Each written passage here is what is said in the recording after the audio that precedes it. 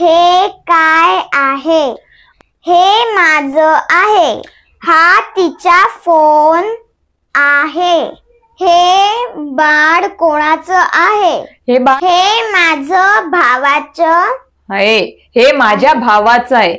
सुवाणी नुकतीच मराठी रीड करायला शिकली आहे, तर तिला सुवाणी ही पेन कुणाची आहे? It is mine. Liar. It's my pen and put that away. नमस्कार मित्रांनो, आपण जेव्हा रोज इंग्लिश बोलण्याचा प्रयत्न करत असतो तेव्हा आपल्याला खूप सारे क्वेश्चन्स येत असतात, जसे की हे घर कुणाचं आहे, हे बाळ कुणाचं आहे, ही पेन माझी आहे, हे सीट माझं आहे, ही पुस्तकं माझी आहेत, हे घर आमचं आहे, या बॅग आमच्या आहेत. पण अशा प्रकारच्या वाक्यांना इंग्लिशमध्ये कसं बोलायचं ते आपल्याला माहित नसतं, म्हणून आपण तिथे आपली प्रॅक्टिस तिथे थांबून जाते किंवा आपण तिथे हेजिटेट होऊन जातो. तर आजच्या व्हिडिओमध्ये आपण ही कॉन्सेप्ट पूर्ण क्लिअर करणार आहोत, म्हणजेच इथे आपण अडकणार नाहीत. म्हणून आजचा हा व्हिडिओ शेवटपर्यंत नक्की बघा, म्हणजेच तुम्हाला आजची जी कॉन्सेप्ट आहे ती तुमच्या लक्षात येईल. तर पहिले आपण बघणार आहोत की कोणाचं जर आपल्याला विचारायचं असेल तर त्याच्यासाठी आपण इंग्लिशमध्ये यूज करत असतो whose. whose. WHOSE. whose. तर हे आपल्या लक्षात ठेवायचे, कधी आपल्याला विचारायचं असेल हे कुणाचं आहे तर आपण whose हा वर्ड यूज करू शकतो. म्हणजे whose म्हणजे कोणाचे, कोणाची, कोणाचे यासाठी आपण यूज करू शकतो. आणि जेव्हा आपल्याला सांगायचं असतं की हे माझं आहे तर काय बोलणार? दिस इज माइन किंवा इट इज माइन. हे तिचं आहे, इट इज हर्स. हे त्याचं आहे, इट इज हिज. हे त्यांचं आहे, इट इज देअर्स. याप्रमाणे आपण बोलू शकतो. हे माझ्या भावाचं आहे, इट इज माय ब्रदर्स. किंवा हे माझ्या सिस्टर्स आहे, इट इज माय सिस्टर्स. याप्रमाणे आपण ही सेंटेन्सेस बोलू शकतो. तर आजचा हा आपला कोर्सचा जो आपण स्टार्ट केलेला इंग्लिश स्पीकिंग कोर्स, खूप बेसिक लेवल पासून आपण इथे शिकत आहोत. तर आजचा हा आपला डे 8 आहे. डे 7 ऑलरेडी अपलोड केलेला आहे. ते जर तुम्ही नसतील बघितले तर नक्की जाऊन बघा.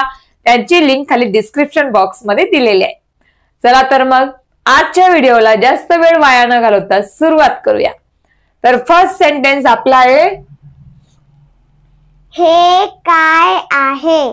आपल्याला जर पहिले असं विचारायचं असेल हे काय आहे तर आपण विचारणार what is this. What is this. पण जर आपल्याला विचारायचं असेल हे कुणाचं आहे तर आपण काय बोलणार? whose is this. Next, he bag कोणाची आहे? ही बॅग कोणाची आहे. जर आपल्या आजूबाजूला काही वस्तू पडलेल्या असतात तर आपण लगेच विचारत असतो ही बॅग कुणाची आहे, हा फोन कुणाचा आहे, ही पेन कुणाची आहे. तर हे सगळ्या प्रकारचे सेंटेन्स तुम्ही बोलू शकतात इझिली. फक्त तुम्हाला त्याची कॉन्सेप्ट माहिती पाहिजे, त्याचं कसं यूज, त्या सेंटेन्सचा फॉर्मॅट माहिती पाहिजे. तर ते आपण बोलणार whose bag is this. whose bag is this. whose phone is this. whose laptop is this. whose pen is this. या प्रकारे आपण भरपूर सेंटेन्सेस बनवू शकतो. तर तुम्ही सुद्धा कॉमेंट मध्ये अशा प्रकारची सेंटेन्स बनवून नक्की कॉमेंट करा.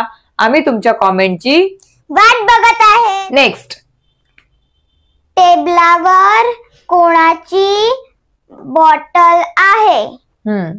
whose bottle on the table. whose bottle on the table. हे माझं आहे.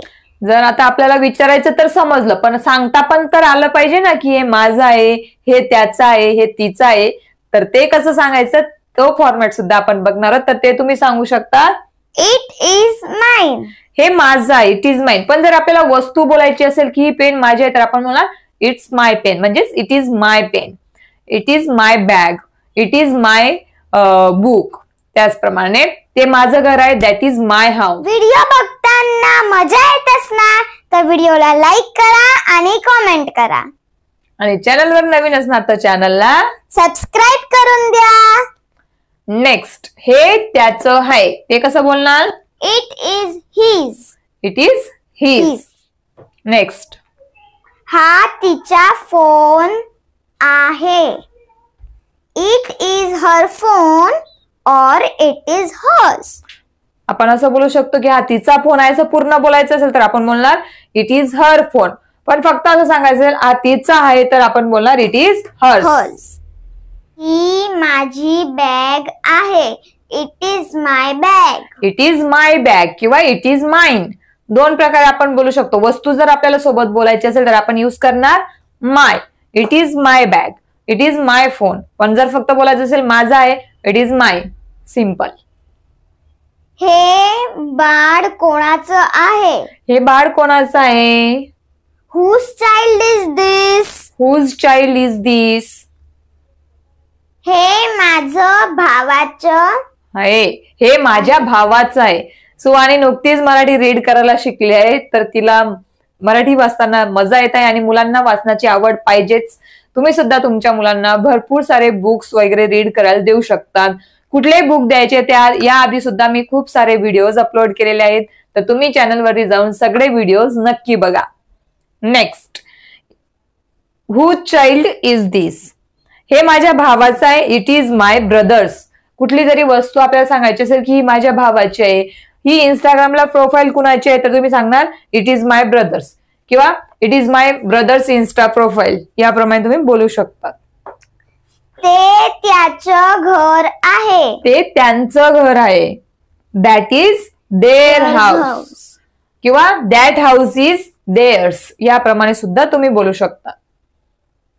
ही पुस्तक आमची आहेत. They are our books.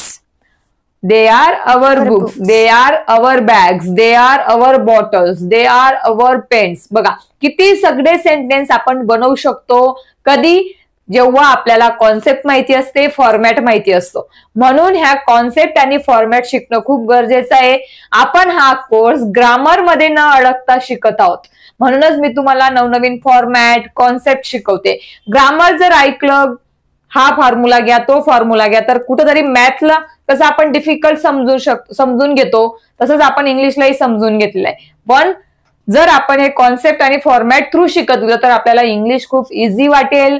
आपल्याला फक्त गरज आहे जास्तीत जास्त प्रॅक्टिस करण्याची. सो आय होप तुम्ही माझ्याशी सहमत असणार तर व्हिडिओ खाली येस नक्की लिहा. आणि हो, अशाच नवनवीन व्हिडिओसाठी चॅनलला सबस्क्राईब करा आणि प्रॅक्टिस चालू ठेवा. पुन्हा भेटूया पुढच्या व्हिडिओमध्ये. See you in the next video.